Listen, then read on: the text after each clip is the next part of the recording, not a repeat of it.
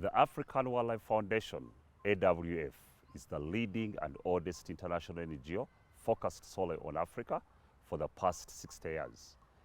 And we have been working to conserve the continent's unique wildlife assets.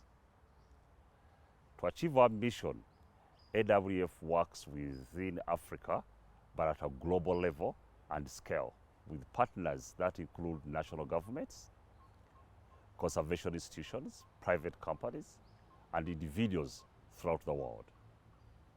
As an organization, we are the primary advocate for the protection of wildlife and wildlands as an essential part of a modern and prosperous Africa.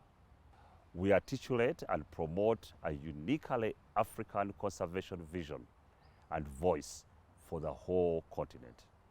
Pragmatically, we also bridge science and public policy, advising African governments and people with workable, pragmatic recommendations. Another key principle, AWF demonstrates benefits of conservation that contribute to a peaceful, sustainable, and uniquely African way of life. This is important. It provides the linkage for the sustainability and the sustainability of wildlife species and biodiversity.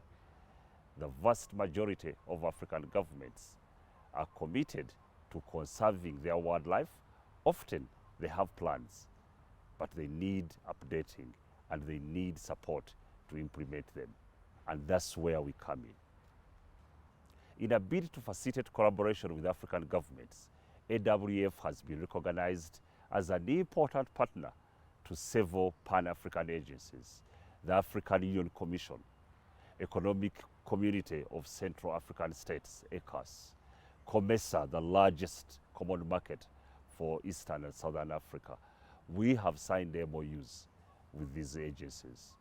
These agreements are designed to ensure that wildlife is represented in the boardrooms where decisions that will shape Africa's development trajectory are made. AWF continues to work with these institutions towards harmonizing the African Union member states' policies for environment, wildlife, and wildlands, and development, management and conservation, and in developing a uniquely African perspective, vision, and voice, building African conservation agenda for Africans. On ground, African Wildlife Foundation works to protect biodiversity, engaging the people who depend on the natural environment for their economic, social, and cultural welfare. Climate-smart conservation planning, sustainable natural resource management, and conservation-friendly enterprises are some of the powerful tools to reduce the vulnerability of communities in the face of climate shifts. In addressing illegal wildlife trade, our programs focus on stopping the killing, stopping the trafficking, and stopping the demand. This is realized by training detection and tracking canines and deploying them at transit points. We train prosecutors and enhance their tools and capacity to deal with modern-day traffickers and criminals. Partnering with governments, we train prosecutors and enhance their tools and capacity to deal with modern-day traffickers and criminals. We've also realized that we cannot do this alone. So we again partner with international institutions like Interpol and private cyber security companies as the trade is increasingly moving to the dark web.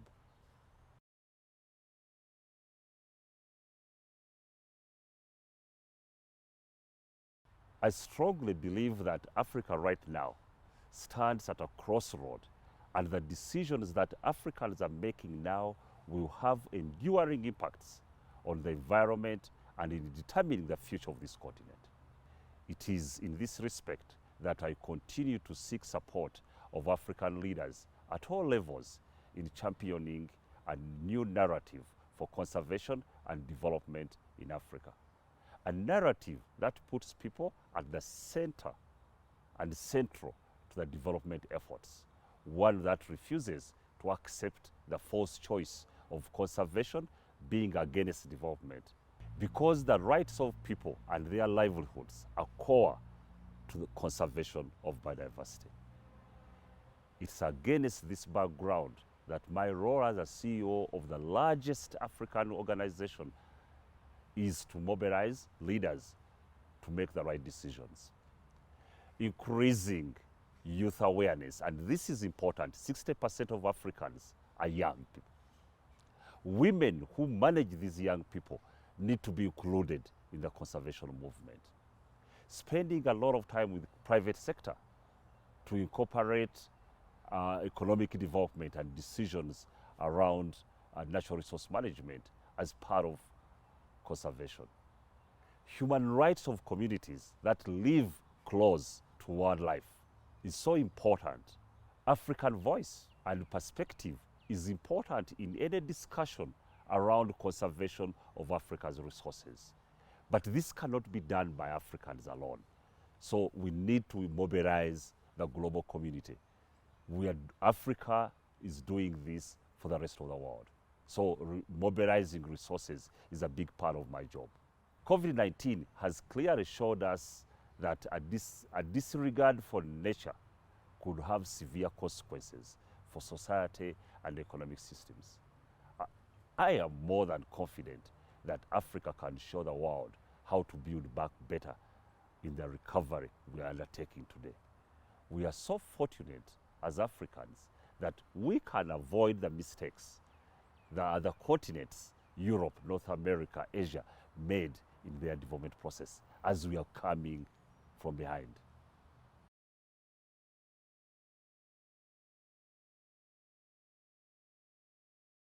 I would like to share my personal experience that might reflect on where we are in Africa with conservation of our iconic species.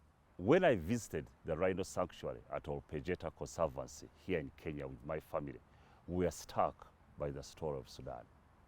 In 1950, 3,000 of these northern rhinos could be counted.